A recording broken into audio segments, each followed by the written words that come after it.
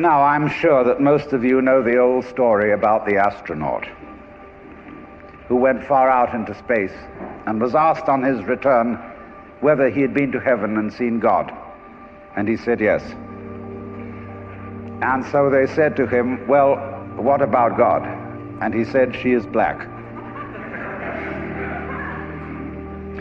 And although this is a very well-known and well-worn story, it is very profound. Because, I tell you, I knew a monk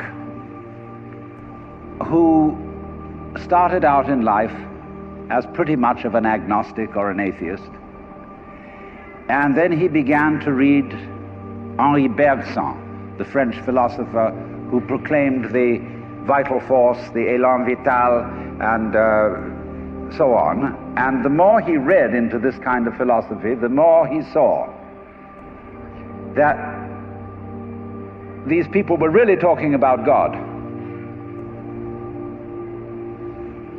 And I've read a great deal of theological reasoning about the existence of God, and they all start out on this line. If you are intelligent and reasonable,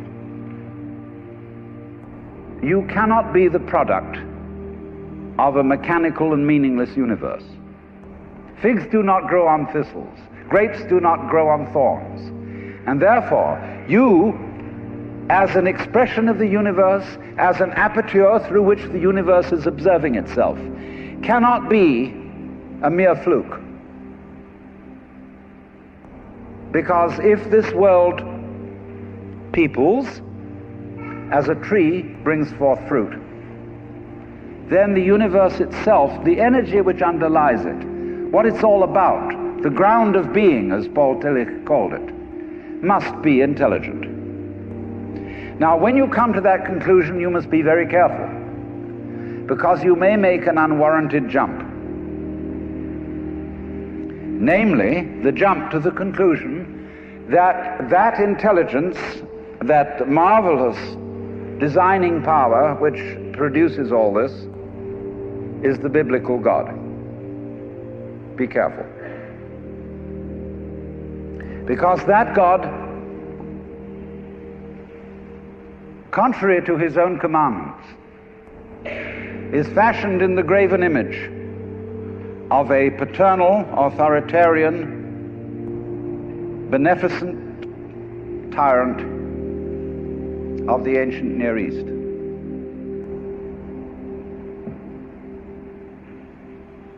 And it's very easy to fall into that trap, because it's all prepared, institutionalized in the Roman Catholic Church, in the synagogue, in the Protestant churches, all there ready for you to accept.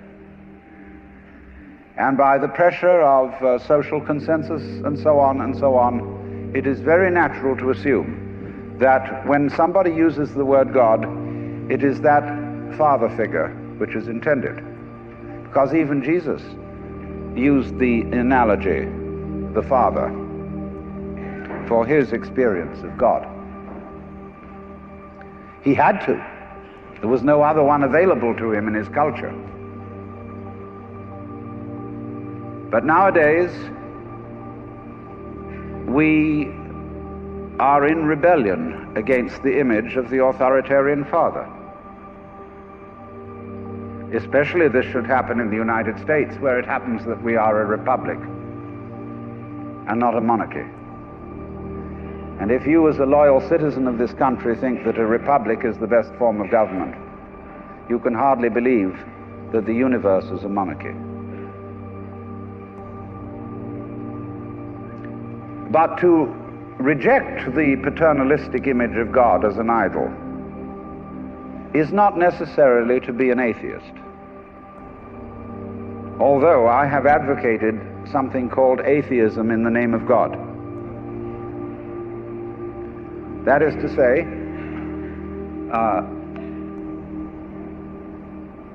an experience, a contact, a relationship with God, that is to say, with the ground of your being, that does not have to be embodied or expressed in any specific image.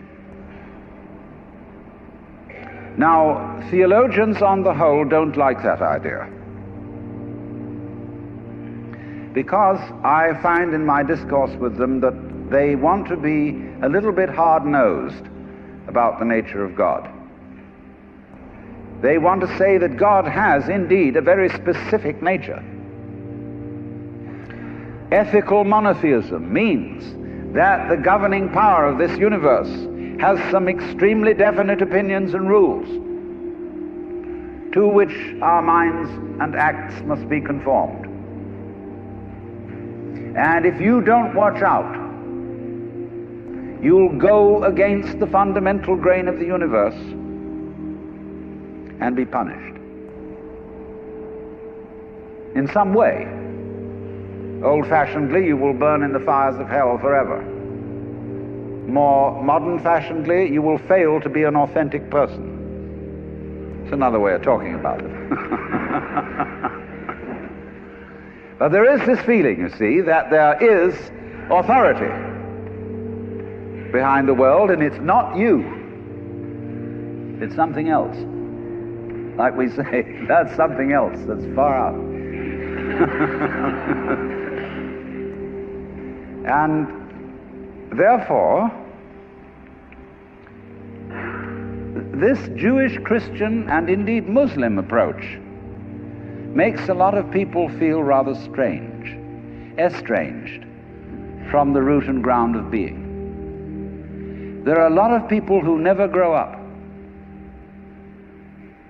and are always in awe of an image of grandfather. Now, I'm a grandfather. I have 5 grandchildren, and so I'm no longer in awe of grandfathers. I know I'm just as stupid as my own grandfathers were, and therefore I'm not about to bow down to an image of God with a long white beard. Now, naturally, of course, we intelligent people don't believe in that kind of a God, not really. I mean, we think that God is spirit, that God is very undefinable and infinite and all that kind of thing. But nevertheless, the images of God are have a far more powerful effect upon our emotions than our ideas. And when people read the Bible and sing hymns, Ancient of Days, who sittest throned in glory, immortal, invisible, God only wise, in light inaccessible, hid from our eyes, they still got that fellow up there with a beard on. It's way in the back of the emotions. And so we should think, first of all, in contrary imagery, and the contrary imagery is, she's black. Imagine instead of God the Father, God the Mother. And imagine that this is not a luminous being, blazing with light, but an unfathomable darkness, such as is portrayed in Hindu mythology by Kali, K-A-L-I, the Great Mother, who is represented in the most terrible imagery. Kali has a tongue hanging out long, drooling with blood. She has fanged teeth. She has a scimitar in one hand and a severed head in the other. And she is trampling on the body of her husband, who is Shiva. Shiva represents also, furthermore, the destructive aspect of the deity, wherein all things are dissolved so that they be reborn again. And here is this blood-sucking, terrible mother as the image of the supreme reality behind this universe. Imagine, it's the representative of the octopus, the spider, the awful-awfuls, the creepy-crawlies at the end of the line, which we are all terrified of. Now that's a very important image, because let us suppose, just for the sake of argument, that all of you sitting here right now are feeling Well, fairly all right. I mean, you're not in hospital. You don't have the screaming memes. You have a sense you probably had dinner and are feeling pretty good. But you know that you feel that you're fairly good because in the background of your minds, very far off in the background of your minds, you've got the sensation of something absolutely ghastly that simply mustn't happen. And so against that, which is not happening, and which doesn't necessarily have to happen, but by comparison with that, you feel pretty all right. And that absolutely ghastly thing that mustn't happen at all is Kali. And therefore, at once, we begin to wonder whether the presence of this Kali is not in a way very beneficent. I mean, how would you know that things were good unless there was something that wasn't good at all? Now I'm not putting this forward as a final position. I'm only putting it forward as a variation, as a way of beginning to look at a problem and getting our minds out of their normal ruts. She's black. Well, she, first of all, feminine, represents what is called philosophically the negative principle. Now, of course, people who are women in our culture today and believe in women's lib don't like to be associated with the negative, because the negative has acquired very bad connotations. We say accentuate the positive. Well, that's a purely male chauvinistic attitude. How would you know that you were outstanding unless by contrast there was something instanding?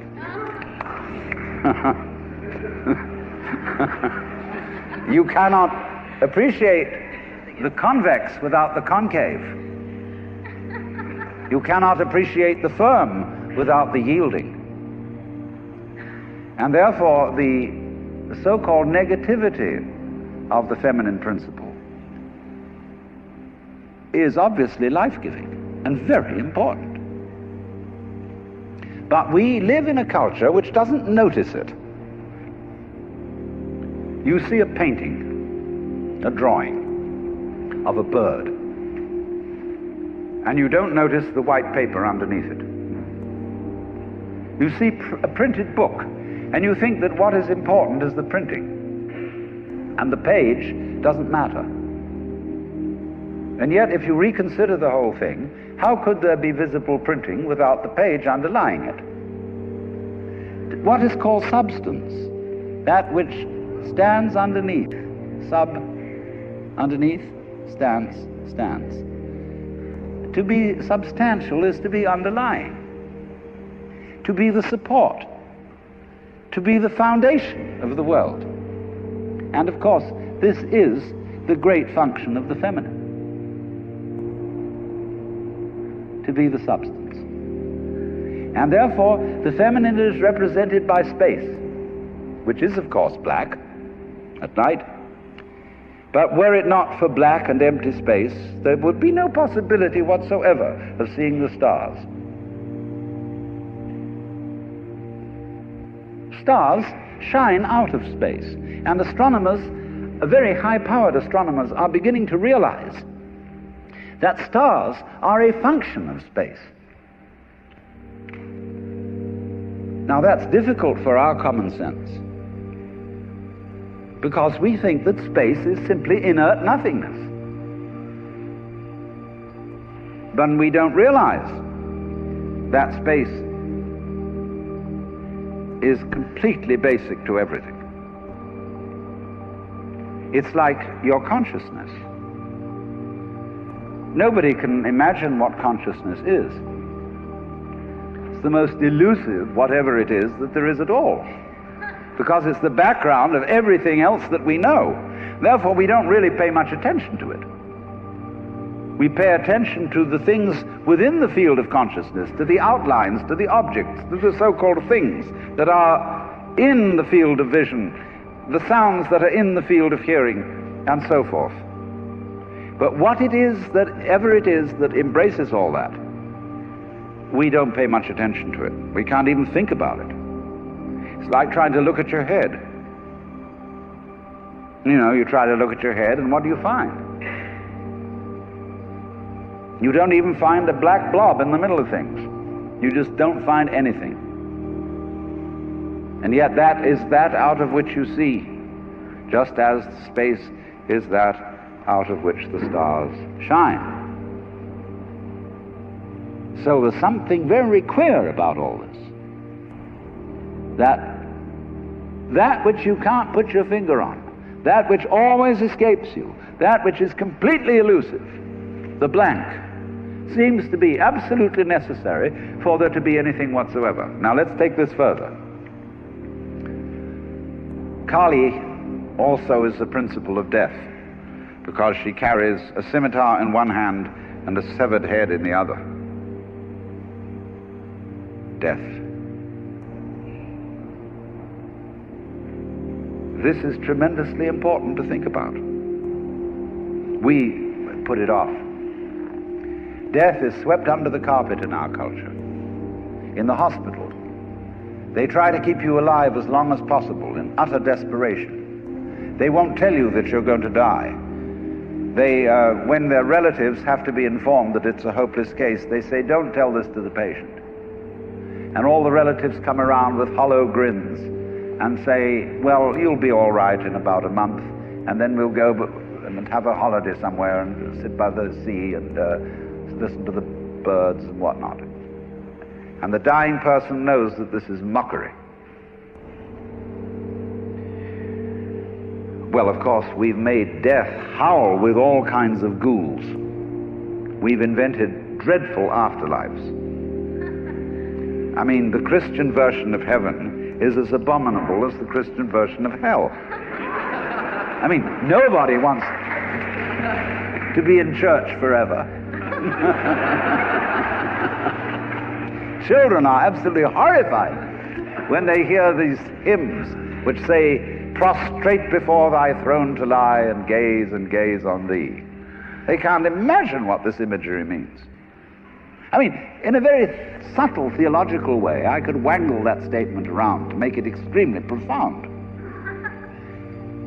I mean, to be prostrate at once and to gaze on the other hand, see, is a coincidentia oppositorum, a coincidence of opposites, which is very, very deep. But to a child, it is a crick in the neck.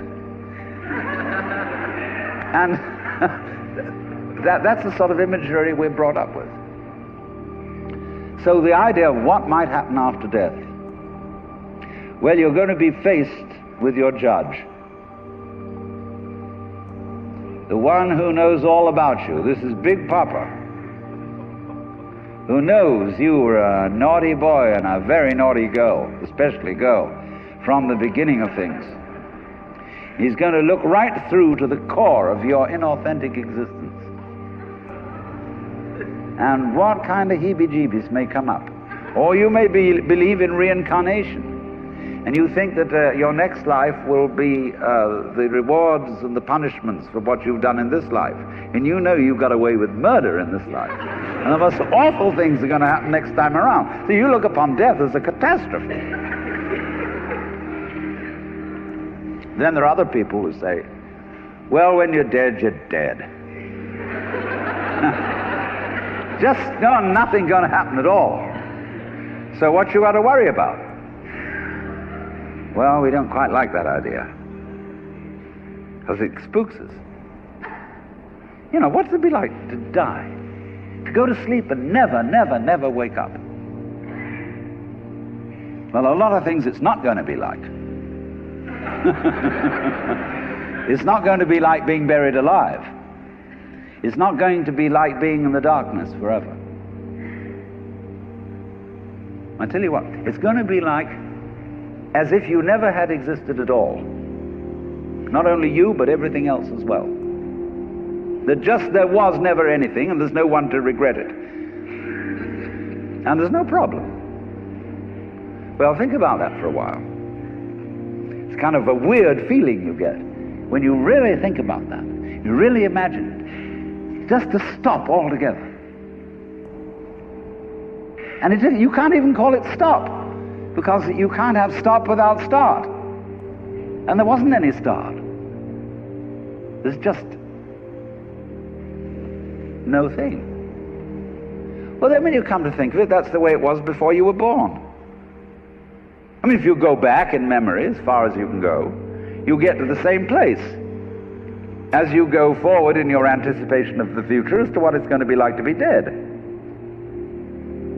Then you get these funny ideas that this blankness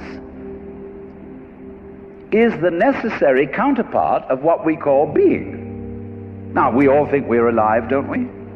I mean, we're really here, that there is something called existence.